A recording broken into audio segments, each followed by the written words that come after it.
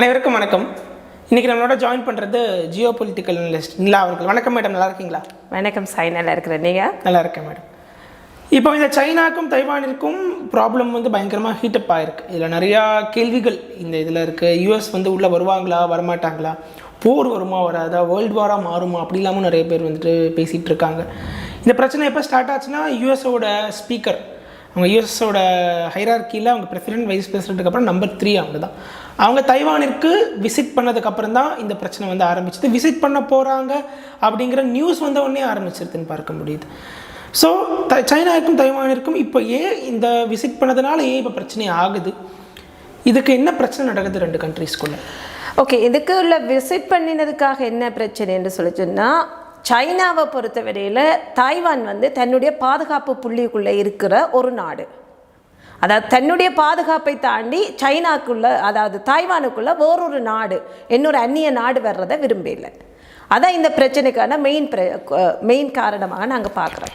இப்போ அமெரிக்காவை பொறுத்தவரையில் அமெரிக்காவுக்கும் சைனாக்கும் இன்றைக்கு ஒரு கோல்ட் வார் உள்ளுக்குள்ளால் ஓடிக்கொண்டிருக்குது. யார் இந்த உலக நாடுகளின் முதலாவது சக்தியாக வருவது, யார் முதல் இடத்தை பெற்றுக்கொள்வது என்கின்ற ஒரு போராட்டம் இங்கே நடந்து கொண்டிருக்கிறது. இந்த போராட்டத்துக்குள்ளே தான் இந்த தைவானை கைப்பற்றுவது அமெரிக்கா கைப்பற்ற போகிறதா அல்லது சைனா கைப்பற்ற போகிறதா என்ற யுத்தத்துக்குள்ளே தான் இன்றைக்கு இந்த கொதிநிலை அந்த அந்த அந்த தென்சீன கடற்பரப்பில் சுற்றி ஓடிக்கொண்டிருக்கின்றது என்று நாங்கள் பார்க்கின்றோம். இப்பொழுது நீங்கள் அமெரிக்கா கைப்பற்ற போகிறதா சைனா கைப்பற்ற போகிறதான்னு நீங்கள் அப்படி ஒரு கேள்வி வச்சிங்க. நீங்கள் அமெரிக்காவிற்கும் சைனாவிற்கும் இடையே இருக்கக்கூடிய போர் தைவான் நடக்கிறதுங்கிற மாதிரி நீங்கள் சொல்கிறீங்க. ஸோ இப்போ நம்ம இப்படி தைவானை நம்ம எடுத்து பார்க்கும்போது, குறிப்பாக ரீசெண்டாக தைவானில் வந்த கவர்மெண்ட், அதுவும் அந்த சன்ஃப்ளவர் ரெவல்யூஷன் என்ற அந்த ரெவல்யூஷன் ஒரு 6-7 வருடங்களுக்கு முன்னாடி நடந்தபோது தான் இந்த புது கவர்மெண்ட் வந்தாங்க. அதற்கு முன்னாடி இருந்த கவர்மெண்ட் சீனாவுடன் ஒரு நல்லுறவு ஓரளவிற்கு விரும்பக்கூடிய கவர்மெண்ட்டாக இருந்தாங்க தைவானில். ரொம்ப இல்லைனாலும், ஏன்னா பேசிக்கலாகவே 2 பேருக்கும் பகைங்கிறது ஒன்று இருந்தால் கூட ஒரு ஒரு நல்ல ஒரு வர்த்தக உறவாக வைத்துக்கொள்ள வேண்டும். வர்த்தக உறவும் உருவாச்சு. ஆனால் இப்போ வந்த கவர்மெண்ட் அந்த யூஎஸோட ஆதரவில் தான் இந்த கவர்மெண்ட்டே வந்திருக்காங்க. தைவான் ஒரு யூஎஸோட வெசல் ஸ்டேட் அப்படின்னு கூட இப்போ பார்க்கலாம். என்னென்னு சொல்லி சொன்னால், இந்த பாதுகாப்பு ஒப்பந்தத்தை தைவான் அமெரிக்காவோடையும் தென்கொரியாவோடையும் ஜப்பானோடையும் போட்டு வச்சிருக்கு. இந்த 3 நாடுகளும் பார்த்தீங்கன்னு சொன்னால் அமெரிக்க சார்பான நாடுகள். இப்போ தைவானை பொறுத்தவரையில் தைவான் 3 நாட்டோட பாதுகாப்பு ஒப்பந்தத்தை போட்டிருக்கு. ஒன்று பார்த்தீங்கன்னா அமெரிக்காவோட போட்டிருக்குது, ஜப்பானோட போட்டிருக்குது, தென்கொரியாவோட போட்டிருக்கு. அமெரிக்காவுக்கு சார்பான நாடுகள். அப்போ இந்த சூழ்நிலையில் நான்சி பெலோசி வந்த போது பார்த்தீங்கன்னு சொல்லி சொன்னால், அங்கே கடற்படை தமது பயிற்சிகளில் ஈடுபட்டு கொண்டிருந்தார்கள். மிக முழு இராணுவங்களும் கூட அதிகளவான 3 நாளைக்கு பயிற்சிகள் மேற்கொள்ள வேண்டும் என்ற ஒரு முடிவெடுத்திருந்தார்கள். ஆகவே சைனாவுக்கு இப்போது அமெரிக்காவை எதிர்க்க வேண்டிய ஒரு நிலைப்பாடு உருவாகி இருக்கின்றது என்று தான் நான் இந்த இப்போது இருக்கிற தைவான் கொதிநிலையை பார்க்கின்றேன். இல்லை, இப்போ நம்ம சைனா இந்த அமெரிக்காவை எதிர்க்க வேண்டிய இந்த நிலைப்பாடு உருவாகிருக்குன்னு நீங்கள் சொல்கிறீங்கல்ல, அதற்கு காரணம் சீனாவில் இருக்கக்கூடிய அந்த டொமஸ்டிக் இஷ்யூஸ். அதற்கு பிறகு சீனாவின் அதிபர் ஜி ஜின்பிங்கிற்கு 3வது டேர்ம் வேணுங்கிற அந்த ஒரு பொலிட்டிக்கல் கெயின் வேணும். அதனால் நம்ம ஒரு பக்கத்தில் இருக்கிற ஒரு நாடுகிட்ட நம்மளோட பிரிங்க்மேன்ஷிப்பை காட்டினா நான் பெரிய ஆள் அப்படின்னா இவங்களுக்கு 3வது டேர்ம் பிரசிடென்ட் இவருக்கு கிடச்சிரும் அப்படிங்கிற ரீசன் காரணம்னு சொல்லலாமா? அது ஒரு பக்க காரணமாக இருந்தாலும், இப்போது சீனாவின் பாத்திரம், அதாவது உற்பத்தி பண்டங்கள் நிரம்பி வழிந்து கொண்டிருக்கின்றது. இப்போ இந்த உற்பத்தி பண்டங்களை சந்தைப்படுத்துவதற்கு சீனாவுக்கு ஒரு கடல் பாதை தேவைப்படுகின்றது. இந்த கடற்பாதை தேவை என்று சொன்னால், இந்த தென்சீன கடல் சீனாவின் கட்டுப்பாட்டுக்குள் இருக்க வேண்டும். அந்த தென்சீன கடலை தன் கட்டுப்பாட்டுக்குள் வைத்திருக்க வேண்டும் என்கின்ற ஒரு நிலைப்பாட்டில் அமெரிக்கா அடிக்கடி அந்த இடத்தை க்ராஸ் பண்ணி அதை தடுக்கின்ற ஒரு நடவடிக்கை செய்து கொண்டிருக்கின்றது. ஆகவே இந்த வர்த்தகத்தின் பல நோக்கத்துக்காகவும், அது மட்டுமன்றி தனது வரப்போகின்ற தேர்தலில் தன்னை ஒரு பெரியவராக நிலைநாட்ட வேண்டுகின்ற ஒரு பொறுப்பும் இவருக்கு இருக்கின்றது. அதன் அடிப்படையில் கூட இந்த போராட்டங்கள் இப்போது உச்சம் பெற்று கொண்டிருக்கின்றதாக நான் பார்க்கின்றேன். ஸோ அதே நேரத்தில் நம்ம பார்க்கும்போது அமெரிக்கா நம்ம எடுத்துட்டோம்னா, அவர்கள் அந்த ஒரு நான்சி பெலோசி அங்கே ஒரு விசிட் பண்ணி இவர்களை ட்ரிகர் பண்ணணும் சைனாவை அப்படிங்கிற நெசசிட்டி அவங்களுக்கு எங்கேருந்து வருது? அந்த நெசசிட்டிக்கு பின்னாடி இருக்கிறது என்னென்னு சொன்னால் இந்த வர்த்தக போட்டி தான். நிச்சயமாக இது வர்த்தக போட்டி தான். அதில் மிக முக்கியமான வர்த்தகம் இது எல்லாமே ஒரு முன்னொத்திகை என்று தான் நான் பார்க்கின்றேன்.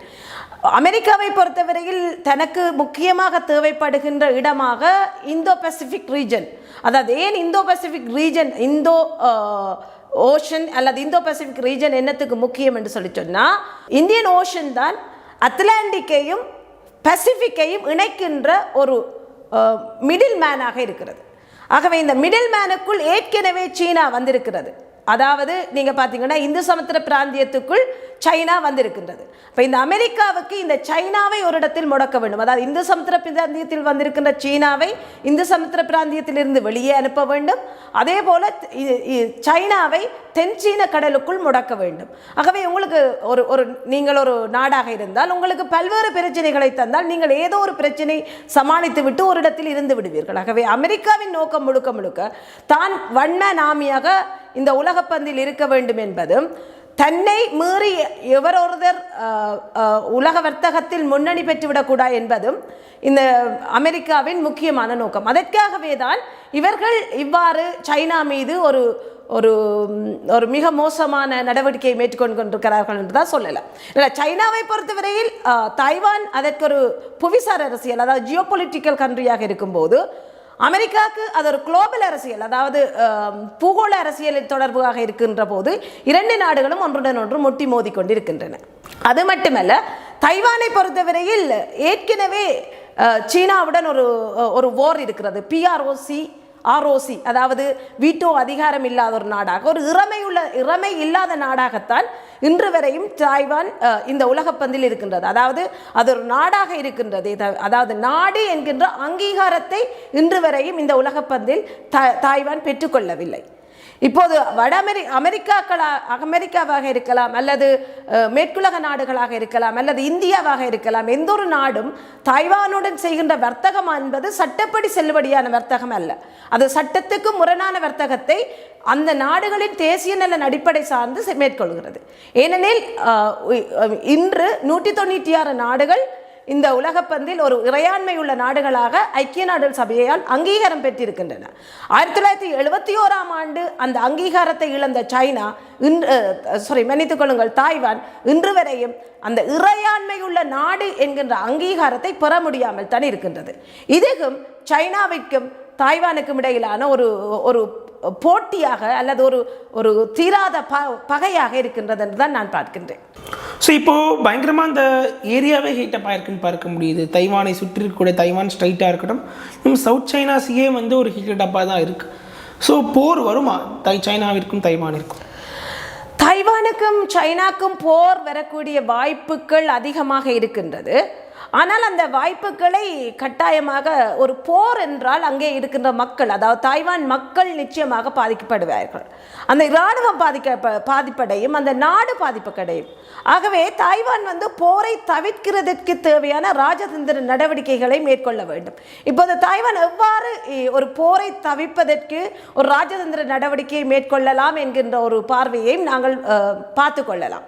அதாவது பாதுகாப்பு ஒப்பந்தத்தை சீனாவுடன் போட்டுக்கொள்வதன் ஊடாகவும், வர்த்தக ஒப்பந்தங்களை அமெரிக்கா, மேற்குலக நாடுகள், இதர ஆசிய தென்னாசிய நாடுகளுடன் போட்டுக்கொள்வதன் ஊடாகவும் தாய்வான் ஒரு போர் சூழலில் இருந்து தன்னை பாதுகாத்துக் கொள்ள முடியும் என்றுதான் நான் கருதுகின்றேன். நிச்சயமாக போர் வருவதற்கான வாய்ப்புகள் இருக்கிறது. அந்த வாய்ப்புகளை தாய்வான் புறந்தள்ள வேண்டிய ஒரு நிலைப்பாடு இருக்கின்றதாகத்தான் நான் கருதுகின்றேன். ஆனால் பாதுகாப்பு ஒப்பந்தத்தை தைவான் வந்து சீனா கூட போட்டுப்பாங்களா? ஏன்னா வந்து ஒரு 70 ஆண்டுகளாகவே 80 ஆண்டுகளாகவே 2 ROCயும் சரி, people republic of China, communist சைனாவும் சரி, பரம எதிரியாக இருக்காங்க. எதிர்கிட்டே போய் பாதுகாப்பு ஒப்பந்தத்தை அவங்க போட்டுட்டாங்க அப்படின்னா அவங்க வந்துட்டு PRCயை அங்கீகரிக்கிற மாதிரி ஆயிரும்ல. ஏன்னா தைவான் இது வரைக்கும் கம்யூனிஸ்ட் சைனாவை அங்கீகரிக்கவே இல்லை. அவங்களோட அரசியல் தைவான் என்பது வந்து இருப்பதற்கு காரணமே ஆன்டி PRC, நான் தான் ஒரிஜினல் சைனா அப்படிங்கிறது தான் அவங்களோட ஐடென்டிட்டியாகவே இருக்குது. அந்த ஒரு ஒப்பந்தத்தை PRCயோடைய போட்டுட்டாங்கன்னா ஐடென்டிட்டியே லூஸ் பண்ணிடுவாங்கல்ல தைவான். இல்லை, ஐடென்டிட்டியை லூஸ் பண்ணுவாங்கன்னு சொல்ல முடியாது. ஏனென்றா தைவான் என்கின்ற ஒரு நாடு சைனாவில் இருந்து வந்தவர்களால் உருவாக்கப்பட்டது தான். அதாவது ஏற்கனவே அங்கே மக்கள் தொகை இருந்தாலும் அதிகளவில் சைனாவின் பண்பாட்டுடனும் ஜப்பானின் பண்பாட்டுடனும் இணைந்த மக்கள் கூட்டம் தான் அங்கே இருக்கின்றார்கள். ஆகவே ஒரு தைவானுக்கான கலாச்சாரம் இதுதான் என்கின்ற ஒரு வரையறை அங்கே இல்லை என்றுதான் நான் பார்க்கின்றேன். அது மட்டுமின்றி நாங்கள் இங்கே அதாவது ராஜதந்திர நகர்வுகள் என்பது முக்கியம். ஏனெனில் சைனாவுடன் சண்டை பிடித்தால் தாய்வான் என்கின்ற நாடு நிச்சயமாக இல்லாமல் போய்விடும். எப்படி உக்ரைன் என்று சில்லம்பொல்லமாகி போனதோ, அல்லது உக்ரைன் என்ற நாடு தன் மக்களை கிட்டத்தட்ட 20 லட்சம் மக்கள் அந்த நாட்டை விட்டு அகதிகளாக வெளியேறி பொருளாதார ரீதியில் மிக மோசமான நிலைக்கு சென்றார்களோ, அதே போல தாய்வானும் ஒரு நிலைமையை அடைந்துவிடும். இன்று கைத்தொழில் முன்னணி பெற்றுள்ள நாடு, சைனாவிற்கே முன்னுதாரணமாக இருக்கின்ற நாடு தாய்வான். அது மட்டுமின்றி இன்றைய ஜிடிபியில் அவர்கள் உலகத்தில் 21வது இடத்தில் இருக்கின்றார்கள். ஆகவே மிகச்சிறந்த பொருளாதாரத்தையும் கைத்தொழிலையும் கொண்டிருக்கின்ற இந்த தாய்வான் இந்த யுத்தத்துக்குள் சீனாவுடன் முட்டி கொண்டதென்றால் நிச்சயமாக தன்னை இழந்துவிடும். ஆகவே எதிரியுடன் சில வேளைகளில் கூட்டிணைவதில் நன்று என்றுதான் நான் கருதுகின்றேன். இப்போது பார்த்தீர்கள் என்றால் அமெரிக்கா ஜப்பானை, உங்களுக்கே தெரியும், குரோஷிமா நாகஸ்டியா அதுகளை அணு ஆயுதம் போட்டு கொன்றது. ஆனால் அதே ஜப்பான் அமெரிக்காவுடன் ஒரு உறவை பேணிக்கொண்டு தன்னை வளர்த்து கொண்டது. ஆக எதிரி என்று, அதாவது நிரந்தர எதிரியும் இல்லை, அரசியலில் நிரந்தர நண்பனும் இல்லை.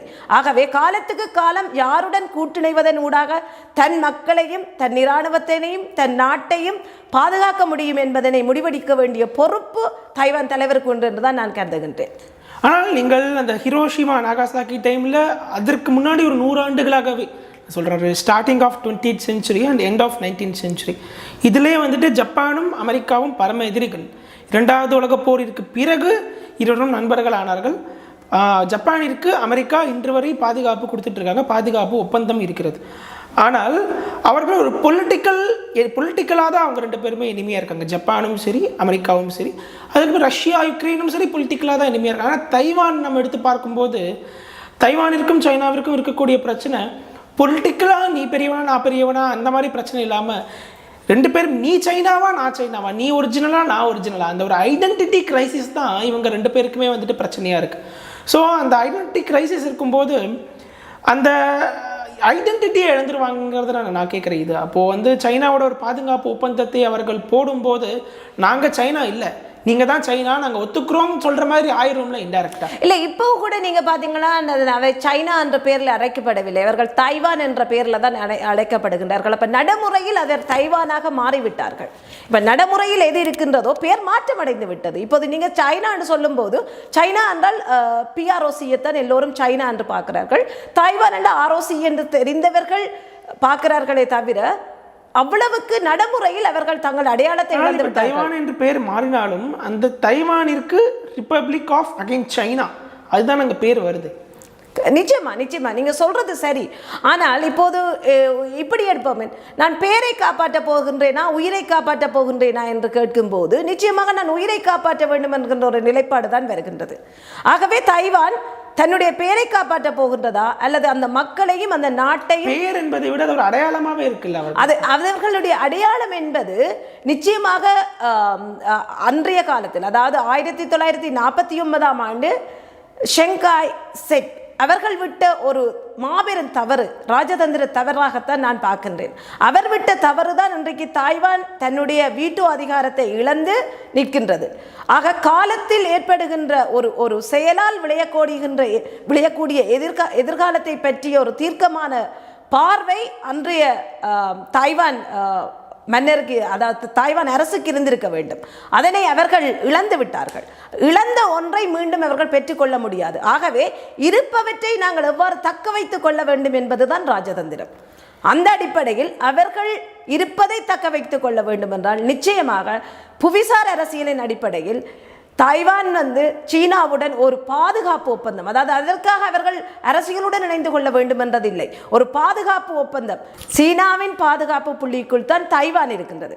ஆகவே தைவான் தன்னை பாதுகாக்க வேண்டுமா அல்லது தனது தேவையற்ற ஒரு கௌரவத்தை பாதுகாக்க வேண்டுமா என்கின்ற பிடிவாதத்தை பாதுகாக்க வேண்டுமா என்பதுதான் இங்கே கேள்வியாக இருக்கிறது. ஆகவே சைனாவுடன் பாதுகாப்பு ஒப்பந்தம் போட்டுக்கொள்வது தான் தாய்வானுக்கு ஒரு சிறந்த வழியாக இருக்கும் என்று நான் கருதுகின்றேன். ஆனால் இப்போ நம்ம இன்னொரு பக்கம் பார்க்கும்போது தைவான் அந்த பாதுகாப்பு ஒப்பந்தத்தை நீங்கள் சொல்கிற மாதிரி போட்டுக்கிறாங்க அப்படின்னே நம்ம வச்சுருந்தா கூட சைனா அதுக்கு ஒத்துப்பாங்களான்னு நம்ம ஒரு கேள்வி வருது. ஏன்னு எடுத்து பார்த்தால் சைனாவிற்கு தைவான் நம்மளோட வளையத்துக்குள்ளே இருக்கணும், நம்மளோட இன்ஃப்ளூயன்ஸ்குள்ளே இருக்கணும் அப்படிங்கிற எண்ணம் சீனாவிற்கு கிடையாது. சீனா சொல்வது என்னவென்றால் தைவான் எங்கள் நாட்டை சேர்ந்தது, அவர்களை முழுங்க வேண்டும் என்பது தான் வந்துட்டு சீனாவோட நோக்கமாகவே இந்த இடத்துல இருக்குது. பாதுகாப்பு ஒப்பந்தம் போடணும் அப்படின்னா நான் தைவான் என்ற நாடுடன் பாதுகாப்பு ஒப்பந்தம் போட்டுக்கொள்கிறேன்னு சைனா சொல்லும்போது தைவானே அவர்கள் ஒரு தனி நாடாக அங்கீகரிக்கிறார்கள் அப்படின்னா தான் வந்து அதை வந்து சைனா ஒத்துக்கிற மாதிரி யாருது. ஆனால் சைனா விரும்புவது என்னவென்றால் ஹாங்காங் எப்படி வந்துட்டு 1 நேஷன் 2 சிஸ்டம் அப்படின்னு சொல்லி வச்சுட்டு இருக்காங்களோ ஹாங்காங்கை கூட தைவானையும் அதே மாதிரி கூட வச்சுக்கணும் தானே சைனா பார்க்குறாங்க. அப்படி இருக்கும்போது நான் உனக்கு பாதுகாப்பு கொடுக்கறதுல நீ என் கூடயே தான் இருக்கணும்னு தானே அவங்க சொல்கிறாங்க. அது வந்து சைனாவின் ஒரு மிக மோசமான ஆக்கிரமிப்பாகத்தான் நான் பார்க்கின்றேன். ஏனென்றால் கடந்த 75 வருடமாக தாய்வான் ஒரு மக்கள் அதிகாரம், மக்கள் இறமை கொண்ட ஒரு நாடாக இருக்கின்றது. ஒரு நாடு அரசாக இயங்கி வந்திருக்கிறது, சனநாயக முறைப்படி தேர்தல்கள் நடந்திருக்கின்றது. அந்த அடிப்படையில் ஒரு மக்கள் இறமையுள்ள நாட்டை அடக்கியாள, அதாவது பேரரசின் பெயரால் அடக்கியாள சீனா நினைப்பது ஏற்புடையதல்ல. உதாரணத்துக்கு பார்த்தீர்கள் என்றால் இஸ்ரேலை பொறுத்தவரை இந்த உலகப்பந்தில் இஸ்ரேல் என்கின்ற நாடு 1948ஆம் ஆண்டு தான் உருவாகியது. அந்த இஸ்ரேல் என்ற நாடு உருவாகிய முறை வேண்டும் என்றால் தவறாக இருக்கலாம். ஆனால் இன்றைய சூழ்நிலையில் கடந்த 75 வருடமாக அந்த இஸ்ரேல் என்ற நாடு மக்கள் இறையாண்மையுடன், அதாவது சனநாயக முறைப்படி தேர்தல் முறைப்படி அந்த நடைமுறையில் ஒரு அரசாக இயங்கிய இந்த நாட்டு கடைசி வரையும் அவர்களை நாங்கள் புறந்தள்ள முடியாது, இந்த உலகப்பந்தில் இருந்து அவர்களை புறந்தள்ள முடியாது. அதே போல தாய்வான் என்கின்ற நாடு கடந்த 75 ஆண்டுகளாக இவ்வாறு ஒரு நாடாக, ஒரு மக்கள் இறமை கொண்ட நாடாக இருக்கின்ற போது சீனா என்ற ஒரு நாடு இறமை, அதாவது பேரரசு இறமை தேவை என்று சொல்லியும் அதனை தான் ஆக்கிரமிக்கப் போகின்றேன் என்று சொல்வதும் நிச்சயமாக ஏற்றுக்கொள்ளக்கூடியதல்ல. அது தாய்வானை ஒரு நாடாக ஏற்றுக்கொண்டு அந்த தாய்வானுடன் பாதுகாப்பு ஒப்பந்தத்தை போட்டுக்கொள்வதுதான் சீனா என்ற ஒரு நாட்டுக்கும் அது ஒரு எதிர்காலத்திற்கும் ஆரோக்கியமாக இருக்கும் என்று தான் நான் கருதுகின்றேன். இல்லை, இப்போ நீங்கள் சீனா வந்து ஆக்கிரமிப்பு செய்யக்கூடிய நாடாக தைவானாக இருக்குது. ஸோ எதிரியுடன் பாதுகாப்பு ஒப்பந்தம் போட்டுக்கொள்ள முடியும், ஒரு ஆக்கிரமிப்பு செய்யும் வேண்டும் என்று நினைப்பவர்களோடு போட்டுக்கொள்ள முடியுமான்னு தான் என்னோட கேள்வியாகவே எங்கே இருக்குது. ஏன்னா அதற்கு சைனா வந்து முன் வரவில்லை. அப்படின்னு என்றால் ஒருவேளை சைனா அதுக்கு ஒத்துட்டாங்கன்னா நீங்கள் சொல்லக்கூடிய மாதிரி தைவானிற்கு இது பாதுகாப்பு கொடுப்பாங்க சைனா அப்படின்னு நீங்கள் சொல்கிறீங்க. ஆனால் சைனா அதுக்கு ஒத்துக்கலை அப்படின்னா தைவானுடைய நிலைமை என்ன? அவர்கள் ராஜதந்திர ரீதியாக என்ன செய்ய வேண்டும்? அவர்கள் இன்றைய சூழ்நிலையில் வேண்டுமென்றால் சைனா ஒத்துக்கொள்ளாத ஒரு நிலைப்பாடு இருக்கின்றது தான். நீங்கள் சொல்வது 100% சரியானது. ஏனென்றால் சைனாக்கு இன்று தான் என்ன செய்கின்றேன் என்கின்ற ஒரு எதுவுமே தெரியாத ஒரு நிலையில் இருக்கின்றது. அதாவது மிக தான் எல்லாவற்றிலும் சாதனை செய்து விட்டேன் என்கின்ற ஒரு மமதையில் சைனா இருக்கின்றது. ஆனால் இந்த நிலை இன்னும் கொஞ்ச காலத்துக்கு பிறகு மாற்றமடையக்கூடிய வாய்ப்புகள் அதிகமாக இருக்கின்றது. ஏனெனில் நான் ஏற்கனவே சொன்னது போல இந்து சமுத்திர பிராந்தியத்தில் இருந்து சைனா விரட்டி அடிக்கப்படும் என்பது அசைக்க முடியாத உண்மை. அதனை யாரும் மாற்ற முடியாது. ஏனெனில் இந்து சமுத்திர பிராந்தியத்துக்குள் வந்த சீனாவை விரட்டி அடிப்பதற்கு மேற்குலக நாடுகளும் இந்தியாவும் மிகவும் பிரயாணப்பட்டு கொண்டிருக்கின்றன. அதனை நிச்சயம் அவர்கள் செய்வார்கள். அப்போது இந்து சமுத்திர பிராந்தியத்திலிருந்து முடக்கி அல்லது விரட்டி அடிக்கப்பட்ட சீனா ஒரு இடத்தில் தங்குவதற்கு இடம் வேண்டும். அந்த இடமாக தென்சீன கடல் தான் இருக்க போகின்றது. ஆகவே இந்த தென்சீன கடலுக்குள் இருக்கின்ற நாடுகளுடன் பகையை வளர்த்து கொள்வதற்கு சீனா விரும்ப மாட்டது. அதன் அடிப்படையில் தாய்வானுடன் ஒரு பாதுகாப்பு ஒப்பந்தத்தை தான் போட்டுக்கொள்ள வருகின்றேன் என்கின்ற ஒரு நிலைப்பாட்டை நிச்சயமாக சைனா எடுக்க வேண்டிய ஒரு சூழ்நிலை தான் உருவாகும். ஒருவேளை இந்த ஒரு முடிவிற்கு தைவான் வந்தால், சீனாவோட பாதுகாப்பு ஒப்பந்தம் போட்டுக்கணுங்கிற முடிவுக்கு வந்தால், இத்தனை நாளாக அவர்களுக்கு பாதுகாப்பு கொடுத்துட்டு இருக்கிறது அமெரிக்காவாக இருக்காங்க. அப்படி இருக்கும்போது அமெரிக்கா சீனா தைவான் மீது, ஏன்னா தைவானிற்கு அருகிலேயே ஒரு சவுத் கொரியாவாக இருக்கட்டும், அதே மாதிரி ஜப்பானாக இருக்கட்டும், இங்கெல்லாம் அமெரிக்காவோட பேசஸ் இருந்துகிட்ருக்கு. ஸோ அப்படி இருக்கும்போது அமெரிக்கா இவங்க மேலே அக்ரஷன் காட்ட வாய்ப்பு இருக்குல்ல? இல்லை, காட்டுறதுக்கு வாய்ப்புகள் மிக குறைவாகத்தான் இருக்கின்றது. ஏனென்று சொன்னால் நீங்கள் பார்த்தீர்கள் என்றால் அந்த வளைகுடா யுத்தம் வந்தது. வளைகுடா யுத்தம் வந்தபோது இஸ்ரேல் அமெரிக்காவுடன் இணைந்து செயற்படவில்லை. அவர்கள் அமைதியாகவே தான் இருந்தார்கள். அப்போது அமெரிக்கா ஒரு கேள்வியை கேட்டார்கள், நாங்கள் உங்களுடன் இணைந்து செயற்பட்டு கொண்டிருக்கின்றோம், நீங்கள் வளைகுடா யுத்தத்தில் எங்களுக்கு உதவி செய்யவில்லையே என்ற கேள்விக்கு இஸ்ரேல் ஒரு சரியான பதில் சொன்னார்கள். நீங்கள் மிகப்பெரிய வல்லரசு நாடு, நீங்கள் நினைத்தால் எதுவும் செய்ய முடியும், நாங்கள் ஒரு சிறிய நாடு, நாங்கள் 25 முஸ்லீம் அதாவது இஸ்லாமிய நாடுகளுக்குள்ளும் ஒரு பெர்சிய நாட்டுக்குள்ளும் எம்மை பாதுகாக்க வேண்டும் என்றால் சந்தர்ப்பத்துக்கு ஏற்ற மாதிரி நாங்கள் நடக்க வேண்டும் என்று இஸ்ரேலியர் சொல்லிக் கொண்டார்கள். அதனை அமெரிக்கா ஏற்றுக்கொண்டது. அதே போல தாய்வானும் அவ்வாறான ஒரு அதாவது வர்த்தக உடன்படிக்கைகளை எல்லாவற்றையும் மேற்குலக நாடுகளுடனும் அமெரிக்க நாடுகளுடனும் போட்டுக்கொண்டால் இந்த பிரச்சனை எழுவதற்கான வாய்ப்புகள் இல்லை. ஏனென்றால் அவர்களுக்கு தேவை வர்த்தகம்தான். வர்த்தகத்துடன் தாங்கள் ஒரு ஒப்பந்தத்துடன் இணைந்து இருந்தார்கள் என்று சொன்னால் தாய்வானை எதிர்க்க வேண்டிய தேவைப்பாடு, அதாவது ஜப்பானை போல இப்போது பின்லாந்து போல இவர்கள் அதாவது ஸ்வீடன் பின்லாந்தும் ரஷ்யாவும் ஒரு ஒப்பந்தத்தை போட்டுக்கொண்டது போல இவர்களும் அந்த ஒப்பந்தத்தை ஃபாலோ பண்ணினார்கள் என்றால் சிறப்பாக இருக்கும். ஆனால் இப்போ பார்க்கும்போது நீங்கள் சொல்லக்கூடிய அந்த தைவான் சீனாவுடன் ஒரு பாதுகாப்பு ஒப்பந்தம் போடுறது சரியாக இருக்கும் தைவானிற்கு நீங்கள் சொல்கிறீங்க. ஆனால் அந்த சிச்சுவேஷன் வர மாதிரி இப்போது நியர் ஃப்யூச்சரில் கண்டிப்பாக தெரியலன்னு பார்க்க முடியுது. போர் வருமா வராதா? இப்போ சீனா வந்து தைவான் மேலே தாக்குதல் செய்வாங்களா மாட்டாங்களா அப்படின்னு தான் இருக்குது. ஸோ இப்பொழுது ஒரு அவங்களோட சீனாவோட டாக்ட்ரைன் படியே 2025க்குள் தைவான் மீது தாக்குதல் செய்வோம் அப்படிங்கிற மாதிரி தான் அவங்க டாக்ட்ரைனில் மிலிட்ரி டாக்ட்ரைனில் இருக்குது. அப்படி 2025க்குள்ள இங்கே சீனாவுடன் பாதுகாப்பு ஒப்பந்தம் போடுவாங்களாங்கிறது பெரிய டவுட்டு தான். ஏன்னா தைவானுடைய அதிபராக இருக்கக்கூடிய சாய் வெங்மன் வந்துட்டு பயங்கர சீனா எதிர்ப்பாளராக இருந்துட்டு இருக்காங்க. அதே மாதிரி தைவானில் இருக்கக்கூடிய பீப்புளோட சென்டிமெண்ட்டும் சீனாவிற்கு எதிராக தான் இப்பவும் இருந்துகிட்ருக்கு. ஸோ அப்படி இருக்கும்போது பாதுகாப்பு ஒப்பந்தம் போடவில்லை இப்பொழுது அப்படிங்கும்போது சீனா தைவான் மீது அடுத்த இந்த வருடம் எண்ட்லேயோ நான் ஒரு அக்டோபர் மாதம் வந்து இந்த கடல் அலை கம்மியாக இருக்கும், அட்டாக் பண்ண வாய்ப்பு இருக்குன்னு சொல்கிறாங்க. இல்லைன்னா 2025க்குள்ளவோ ஒரு படையெடுக்க வாய்ப்பு இருக்கா? அது அதிகளவில் இருப்பதாகத்தான் நாங்களும் கருதுகின்றோம். ஏனென்று சொன்னால் இந்த 100வது ஆண்டு நினைவு அதாவது நூற்றாண்டு விழாவை சீனா போன வருடம் கொண்டாடியது. அப்போது அவர்கள் வெளிப்படையாகவே சொல்லி கம்யூனிஸ்டோட நூற்றாண்டு, அதாவது சீன கம்யூனிஸ்ட் நூற்றாண்டு விழா போன வருடம் நடந்தது. அப்போது அவர்கள் வெளிப்படையாக சொன்னார்கள், அவர்கள் வந்து தாய்வானை தங்களுடன் இணைக்கப் போகின்றோம் என்று. ஆக அவர்கள் அதற்கான முயற்சிகளை நிச்சயமாக செய்வார்கள். அதற்காக போரை கூட தொடுக்கக்கூடிய வாய்ப்புகள் இருக்கின்றது. அந்த போரால் அழிந்து தாய்வான் அழிந்து போனால் அதில் மிகப்பெரிய ஆபத்தும் பிரச்சனைகளும் தாய்வானுக்குத்தான் உருவாகும். சீனாவை பொறுத்தவரையில் 148 கோடி மக்களையும் ஒரு இரும்பு சுவரையும் உள்ள நாடு. சீனாவுடன் சண்டையிடுவது என்பது அந்த 148 கோடி மக்களுடனும் மக்களை சுற்றி வைத்திருக்கின்ற இரும்பு சுவருடனும் சண்டை பிடிப்பதற்கு ஒப்பானது.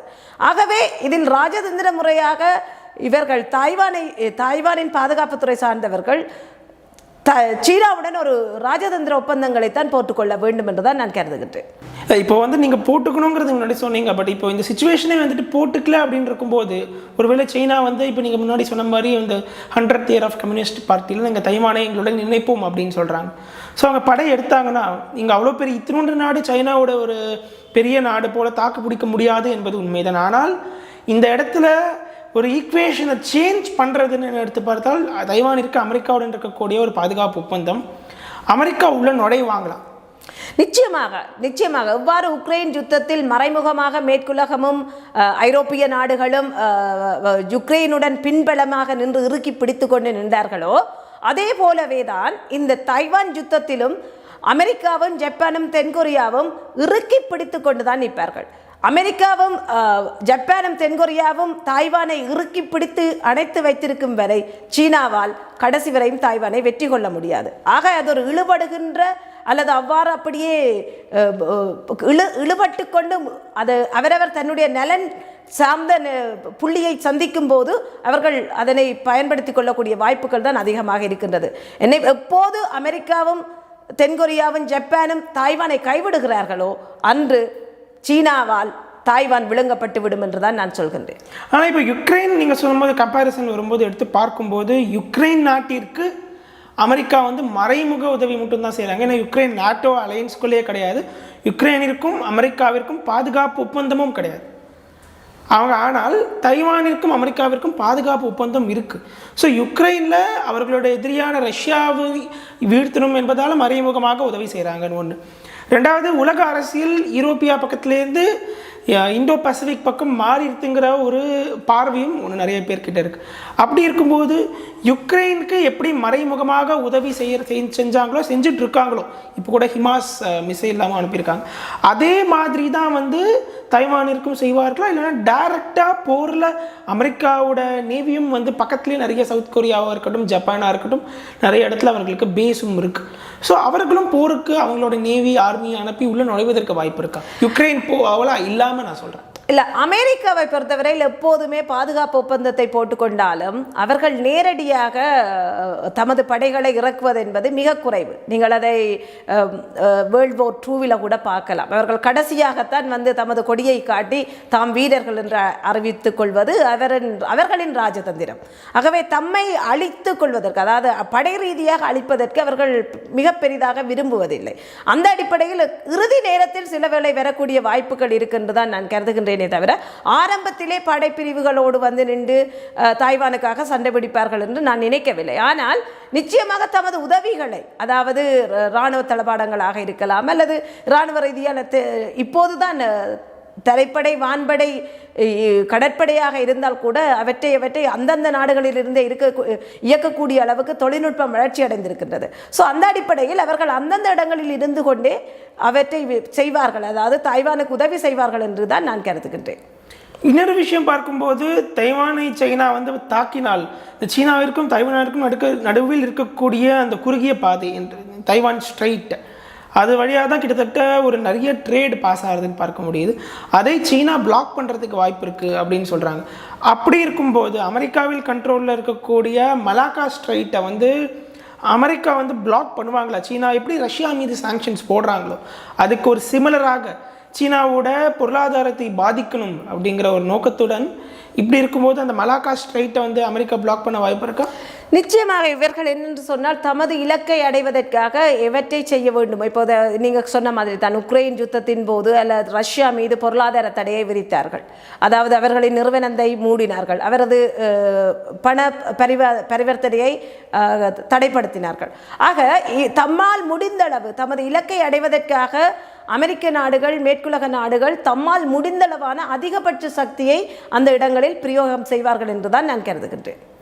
ஒருவேளை அமெரிக்கா அந்த மலாக்கா ஸ்ட்ரைட்டை பிளாக் பண்ணுறாங்க அப்படிங்கும்போது அதை கவுண்டர் பண்ணணும், சைனாவோட கப்பல் அங்கே பாஸ் ஆகணும் அப்படின்னா அந்த ஸ்ட்ரைட்டை வந்து பிரேக் பண்ணுறது தான் வந்துட்டு அந்த பிளாக்கேஜை பிரேக் பண்ணுறது தான் வந்துட்டு சைனாவிற்கு இருக்கக்கூடிய ஒரே ஆப்ஷனாக இருக்குது அப்படின்னு பார்க்க முடியும். அப்படி இருக்கும்போது எப்போது அவர்கள் அந்த அமெரிக்காவோட பிளாக்கேஜை பிரேக் பண்ணுறாங்க அப்படின்னா டைரெக்டாக அமெரிக்கா மீதே ஒரு தாக்குதல் நடத்துகிற மாதிரி ஆயிரும்ல. அப்படின்னா டைரெக்டாக அமெரிக்கா போருக்குள் நுழைந்து விட்டார்கள்ங்கிற மாதிரி எடுத்துக்கலாமே. அமெரிக்காவுடன் நேரடியாக சைனா ஒரு யுத்தத்துக்கு போகக்கூடிய வாய்ப்புகள் மிக குறைவாகத்தான் இருக்கின்றது. ஏனெனில் அமெரிக்காவிற்கும் சைனாவுக்குமான பொருளாதார உடன்படிக்கைகள் பல இருக்கின்றன. அந்த அடிப்படையில் நேரடியான யுத்தத்தை யாருமே இந்த நூற்றாண்டில் விரும்ப போவது இல்லை என்றுதான் நான் கருதுகின்றேன். ஆனால் தென்சீன கடலில் ஒரு பிரச்சனை வரும்போது இங்கே அமெரிக்காவின் எதிரி நாடான ரஷ்யா சீனாவுக்கு கரம் கொடுக்கக்கூடிய வாய்ப்புகள் அதிகம் உண்டு. இதனை கருத்தில் கொண்டுதான் உக்ரைனுக்கும் ரஷ்யாவுக்கும் இடையிலான நிகழும் ஒரு யுத்தத்தை முன்மாதிரியாக செய்து வைத்திருந்தார்கள். ஆகவே இந்த ரஷ்யாவின் கவனங்கள் முழுதும் இப்போது உக்ரைனும் தனது புவிசார் அரசியல் கடுங்கடல் அதனுடனே நிறுத்தப்பட்டிருக்கின்றது. ஆகவே இந்த தென்சீன கடலுக்குள் ரஷ்யா சைனாவுடன் இணைய முடியாத ஒரு பாதையையும் இவர்கள் செய்து வைத்திருக்கிறார்கள். எப்போதுமே அமெரிக்கா எந்த ஒரு ப்ரொஜெக்டை செய்ய வெளிக்கிட்டாலும் நீண்டகால திட்டங்களின் அடிப்படையில் தான் அவர்கள் தங்களுடைய காய்களை நகர்த்துவார்கள். மலேசியா அந்த மலாக்கா தொடுகடலுக்கு இடையிலான விடயங்களை வந்து அமெரிக்கா கட்டுப்படுத்தக்கூடிய வாய்ப்புகள் இருந்தாலும் ரஷ்யாவும் சைனாவும் சேர்ந்து அந்த வாய்ப்புகளை தகர்க்கக்கூடிய நடைமுறையை நாங்கள் பார்க்க வேண்டும். என்னால் இங்காலே பார்த்தீர்கள் என்றால் ரஷ்யாவுக்கும் இந்தியாவுக்கும் ஒரு நெருங்கிய நட்பு இருக்கின்றது. ஆகவே இங்கே முழுப்படையாக 100% அமெரிக்காவோ சைனாவோ ரஷ்யாவோ அல்லது மிச்ச நாடுகளோ ஒரு 100% யுத்தத்துக்கு தயாராக மாட்டார். அவரவர்கள் தமது நலனை அடைந்து கொள்ளுகின்ற அளவுக்கு சண்டை பிடிப்பார்கள் என்று தான் நான் நம்புகின்றேன். ஸோ அதற்கு பிறகு நம்ம இந்தியாவை பற்றி பார்க்கும்போது தைவான் பிரச்சனையை இந்தியா எப்படி பார்ப்பாங்கன்னு நினைக்கிறீங்க? தைவானை பொறுத்தவரை தைவான் பிரச்சனை இந்தியா மிக பெரிய அளவில் கவலைப்பட வேண்டிய தேவையில்லை. ஏனென்றால் தைவானிற்கும் இந்தியாவிற்குமான உறவுகள் ஓரளவு தான் இருக்கின்றது. அதாவது ஏனென்றால் இந்த தைவான் ஒரு நாடு அல்ல, அது ஒரு இறமையுள்ள நாடு அல்ல. தைவானுடன் ஒரு ஒப்பந்தங்களை போடுகின்றது என்றால் இந்தியா அநேகமாக வர்த்தக ஒப்பந்தங்களை தான் போடும். ஆக அந்த வர்த்தக ஒப்பந்தங்கள் என்பது ஒரு சட்டப்படி செல்லுபடியான ஒப்பந்தங்களும் அல்ல. ஆகவே தைவானுக்கு ஒரு பிரச்சனை வருகின்ற போது இந்தியா விலகி இருந்து தான் அதனை கவனிக்கும். ஏனெனில் அங்கால் இருக்கின்ற ரஷ்யாவும் சீனாவும் இணைந்து தென்சீன கடலுக்கான தமக்கான பாதையை பெற்றுக்கொள்ள வருகின்ற போது இந்தியா எவ்வாறு இந்த உக்ரைன் யுத்தத்தில் ஒரு அமைதியாக இருந்ததோ அதே போல ஒரு நடவடிக்கையை தான் இந்தியா எடுக்கும் என்று நான் கருதுகின்றேன். ஸோ இதற்கு பிறகு நம்ம ஒரு நாடே வந்துட்டு முழுசாக ஒரு போரில் 100% வரமாட்டாங்கன்னு நீங்கள் சொல்லிட்டீங்க. அதுக்கப்புறமும் இந்த கேள்விக்கே கேட்குற கேள்விக்கு ஆல்ரெடி பதில் உங்கள்கிட்ட வந்துருது. பட் திருப்பி நான் கேட்குறேன், 3வது உலக போர் வர வாய்ப்பு இருக்கா இதால்? 3வது உலகப் போர் என்பது இனி வரப்போகிற யுத்தங்கள் எல்லாமே பார்த்தீங்கன்னா அந்த பயோவோ, அதாவது யுத்தம் நடக்கின்றது என்று தெரியாமலே நடக்கின்ற யுத்தங்கள் தான் அநேகமாக நிகழ்ந்து கொண்டிருக்கும். டெக்னாலஜி வார் நடந்து கொண்டிருக்குது, இப்போது நடந்து கொண்டு. இப்போ நீங்கள் பார்த்தீங்கன்னா இந்த வளர்ந்த டெக்னாலஜியில் அவரவர் இருந்த இடத்துல இருந்து கொண்டே ட்ரான் மூலமாக, அதாவது பயோவோராக இங்கே போர் நடந்து கொண்டு தான் இருக்கின்றது. ஆக 3ஆம் உலகப் போர் நடக்கின்றதா என்று கேட்டால் ஜெஸ் இப்போது நடந்து கொண்டு தான் இருக்கின்றது. அதை நாங்கள் உணரவில்லை. அதன் பிரதிபலிப்புகளை நாங்கள் பார்க்கின்றோம். மக்கள் உக்ரைனை பொறுத்தவரையில் 25 லட்சம் மக்கள் அகதியாக்கப்பட்டிருக்கிறார்கள். அது ஒரு போர் தான். ஆக 3ஆம் உலகப் போர் என்பது ஏற்கனவே ஆரம்பித்து விட்டது. ஆனால் அதனை நாங்கள் இந்த கொரோனாவுக்கு பின்னரான காலத்தில் 3ஆம் உலகப் போர் தொடங்கிவிட்டது. ஆனால் அது மக்களுக்கு புரிகின்ற மாதிரியான ஒரு உலகப் போராக, அல்லது 1ஆம் உலகப் போர் 2ஆம் உலகப் போர் வரும்போது எங்களுக்கு கண்ணுக்கு தெரிந்த மாதிரி இப்போது அவ்வளவு தெரியவில்லை என்று தான் நினைக்கின்றேன். ஏனென்றால் இப்போதுள்ள 3ஆம் உலக யுத்தத்தில் நேரடியாக பல நாடுகள் ஒன்றாக இணைந்து சண்டை பிடிக்கவில்லை. எல்லாமே மறைமுகமான தாக்குதல்களைத்தான் நடத்துகின்றார்கள். ஆகவே ஆதாரமில்லாத தாக்குதல்கள் நிகழ்த்தப்படுகின்ற போது அதனை ஒரு உலகப் போராக மக்களால் கருத முடியாத ஒரு சூழ்நிலை தான் இருக்கின்றது. இப்போது உக்ரைன் யுத்தம் என்று எடுத்துக்கொண்டால் ரஷ்யா உக்ரைன் மட்டும்தான் சண்டை பிடிக்கின்றது என்று சொல்வார்கள். ஆனால் உண்மையை பார்த்தால் அதன் பின்னால் ஐரோப்பிய நாடுகள், மேற்குலக நாடுகள் எல்லாமே நிற்கின்றது. அதே போல இப்போது தென்சீனா அண்ட்